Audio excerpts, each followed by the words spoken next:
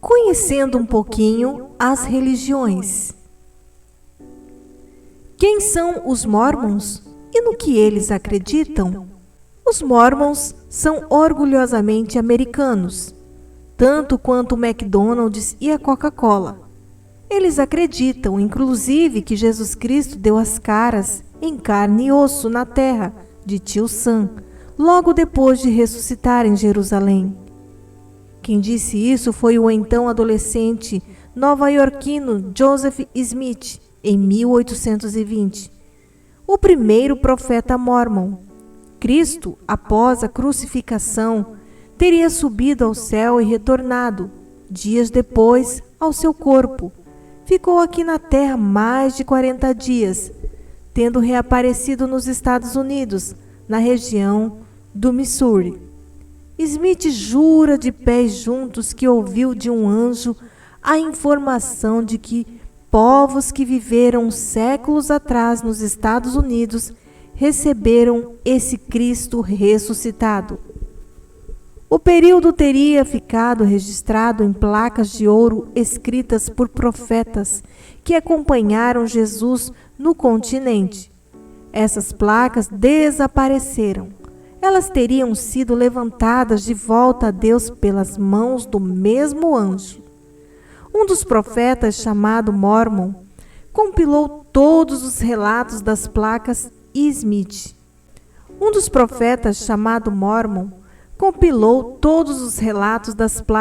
Smith. 18 séculos depois, teria recebido a missão divina de reescrever essa intricada narrativa. Ele demorou 10 anos para publicar seus escritos, que deram origem ao Livro de Mórmon, impresso que, ao lado da Bíblia, orienta a religião até hoje. Com o livro debaixo do braço, Smith foi o primeiro missionário da igreja. A mensagem de que sua Bíblia seria o capítulo seguinte ao Novo Testamento conquistou não apenas seguidores, como também inimigos políticos e religiosos.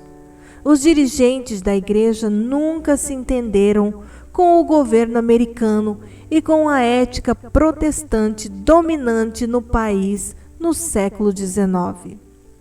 Os Mormons se afirmaram como os donos da verdadeira palavra de Jesus Cristo, e isso alfinetava o protestantismo de John Gordon, professor de estudos religiosos da cultura americana da Universidade de Indiana.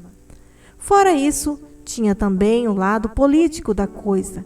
Smith era um líder carismático e estava doido para concorrer à presidência dos Estados Unidos, o que incomodava bastante as autoridades.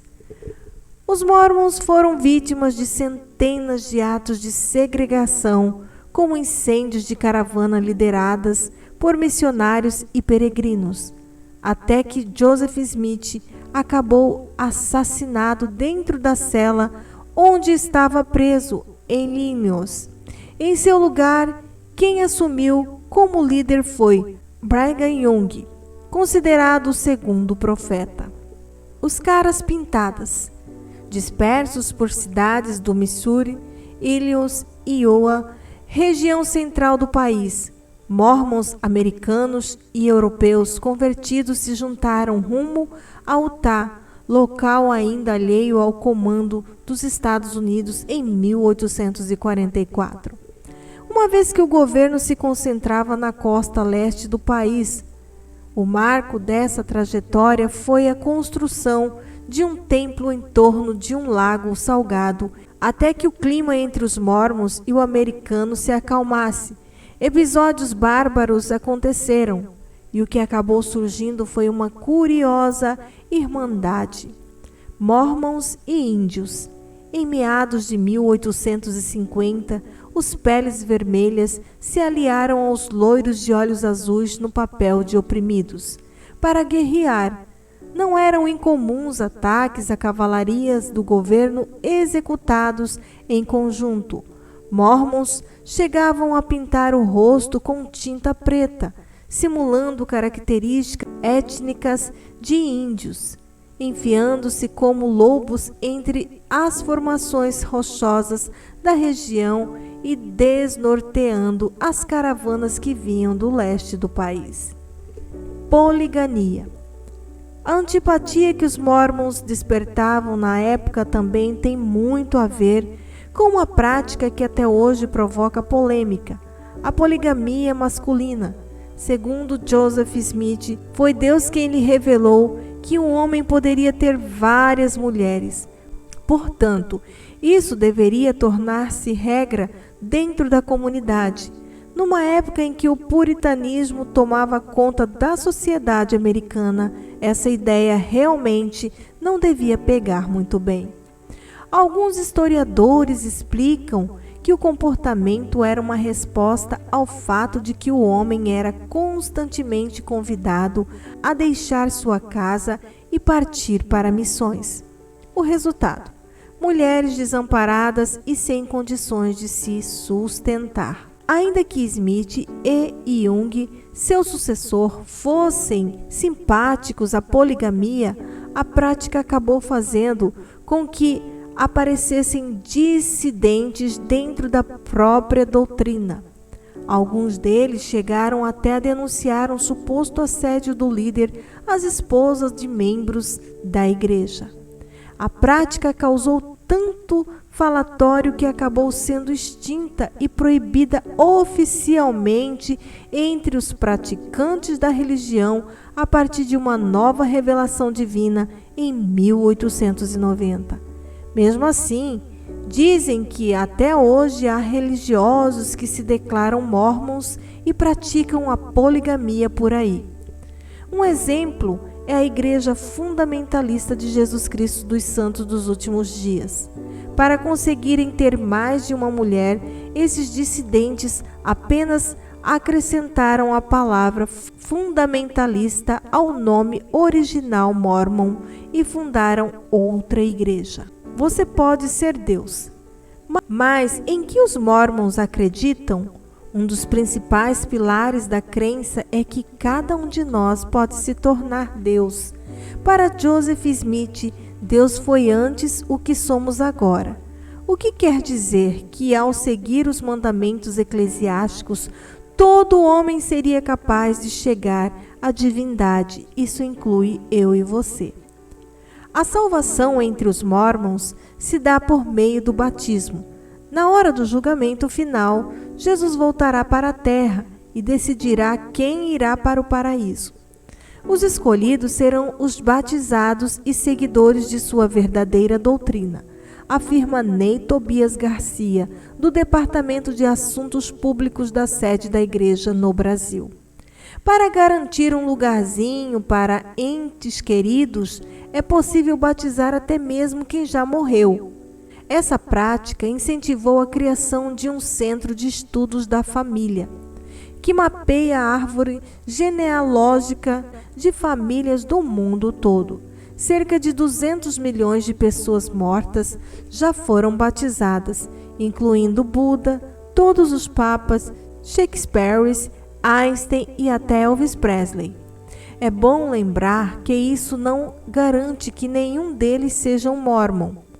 Quando chegar a hora do julgamento, eles vão decidir se desejam fazer parte da igreja, mas pelo menos lhes damos a oportunidade de escolher, completa Garcia. O batismo também é uma forma de manutenção de uma das instituições mais importantes para os mormons, a família.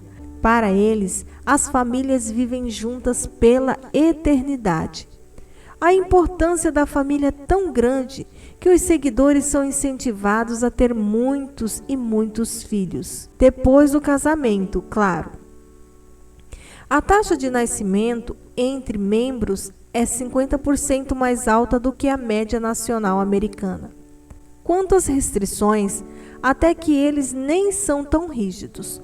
Só não devem ingerir álcool, drogas e nada que contenha cafeína, nem chá preto, muito menos a americaníssima Coca-Cola. Veja que ironia. Os mormons também trabalham duro e muito.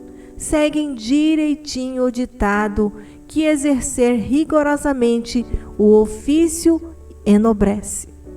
No livro A Religião Americana, não traduzida para o português, o Howard Bloom, professor da Universidade Yale, concluiu que foi justamente esse preceito que fez com que os Mormons se tornassem a comunidade mais viciada em trabalho na história das religiões.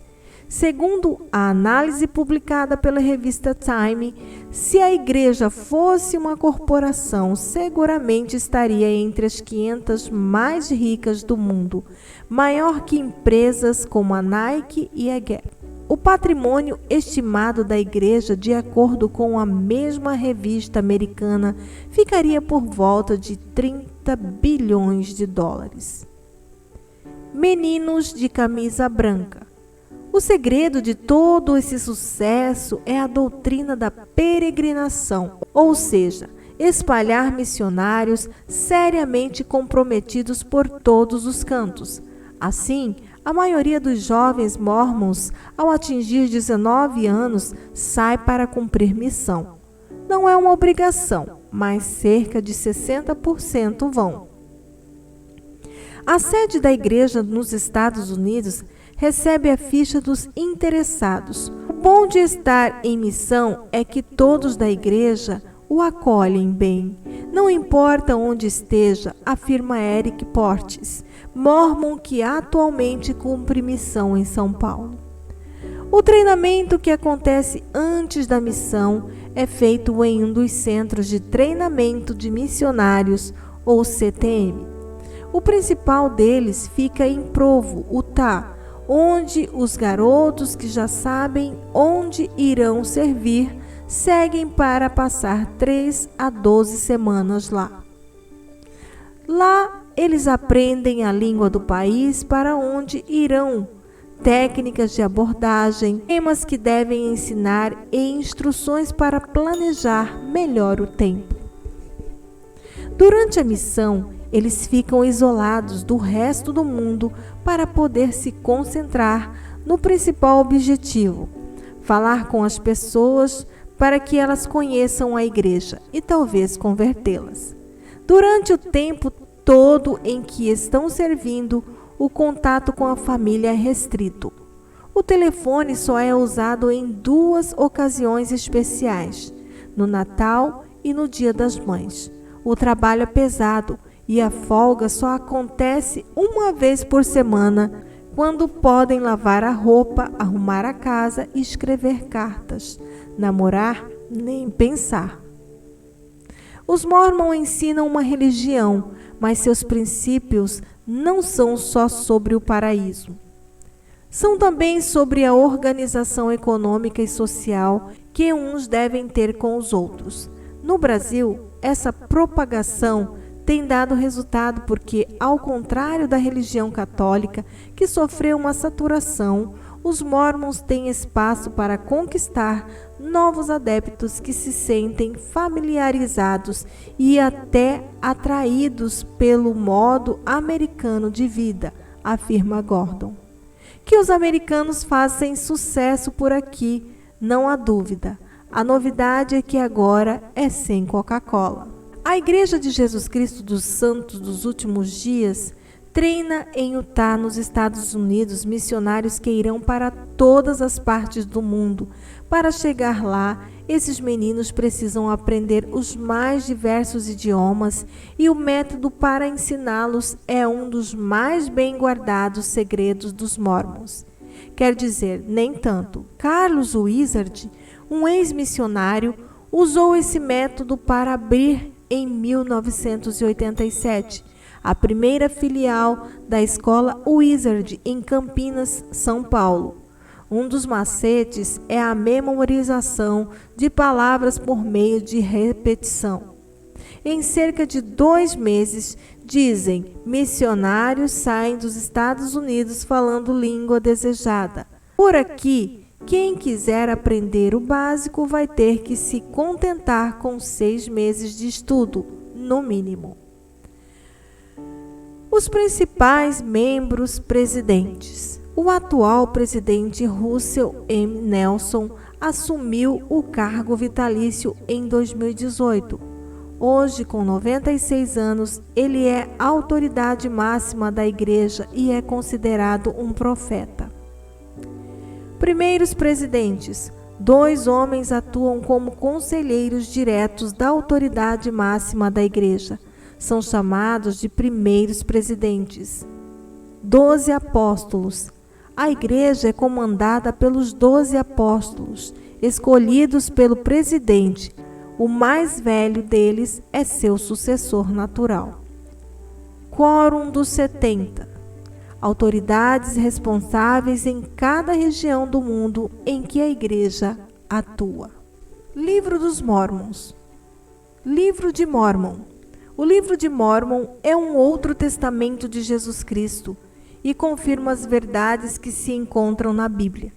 O Livro de Mórmon não substitui a Bíblia. Em vez disso, eles andam lado a lado e ensinam juntos sobre Deus e Jesus Cristo. Ambos os volumes de escrituras são compilações de ensinamentos conforme registrados por profetas antigos. Enquanto a Bíblia detalha os eventos do Oriente, o Livro de Mórmon documenta a vida dos habitantes da América Antiga.